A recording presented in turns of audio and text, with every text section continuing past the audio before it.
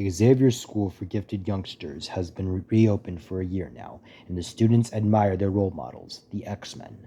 Their leader, Jubilee, has been able to restore the X-Men and is attempting to honor the mutants that came before, mutants that were her friends. One day, while in the danger room, Esme Kukos and Rachel Summers have a telepathic battle as they try to test each other's abilities to their limits.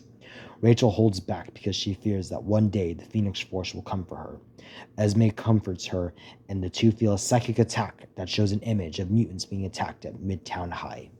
They alert the team, and Jubilee, Esme, Rachel, Beak, Juggernaut, and Vanisher all enter the Blackjet, and they travel to Midtown High to see that the mutants they came to help can certainly handle themselves, as Gwendolyn Poole and Laura Kinney, or as they call themselves, Gwenpool and Wolverine, are dealing with what look to be masked assailants.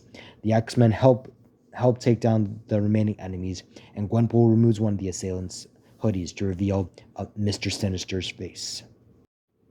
Jubilee is confused, but not shocked when she learns that Sinister is still alive after all these years. The X-Men and their new recruits, Gwenpool and Wolverine, return to the mansion to figure out where Sinister is.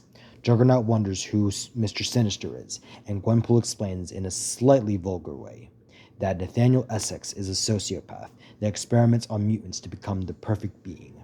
Laura explains her origin to the team, and they realize that Sinister will come back if he let the X-Men escape. Just then, the school is attacked by Sinister and a hooded figure. The team attempt to fight, but the hooded figure picks into each of their darkest fears. The attack is so painful for the team, specifically Vanisher, that in an attempt to stop seeing the nightmares, he attempts to kill the hooded figure, but fails as the hooded figure psychically snaps his neck. The team look in horror as the hooded figure is revealed to be a clone of Jean Grey by the name of Madeline Pryor. Rachel and Jubilee look in shock as Sinister laughs as he and Madeline take Beak and Laura.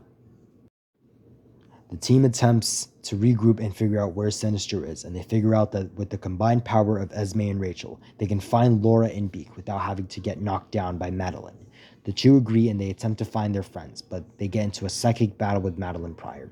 Rachel attempts to get through to the woman that looks like her mother, but fails as Madeline is about to kill Esme. Rachel lets go of her fear when she unleashes a small piece of the Phoenix Force and is able to defeat Madeline and finds the location of Sinister. The team make their way to the location and they fight a plethora of Sinister's failed experiments that he is able to control. They are able to break Laura out as Gwenpool gives her a new suit for the X-Men. She puts it on and the team look for Beak as he is being experimented on. Madeline looks back at the team, but they are able to get some sense through her as Esme and Rachel are able to project memories that Rachel has of her parents. Madeline breaks down in tears and realizes that what she is not correct.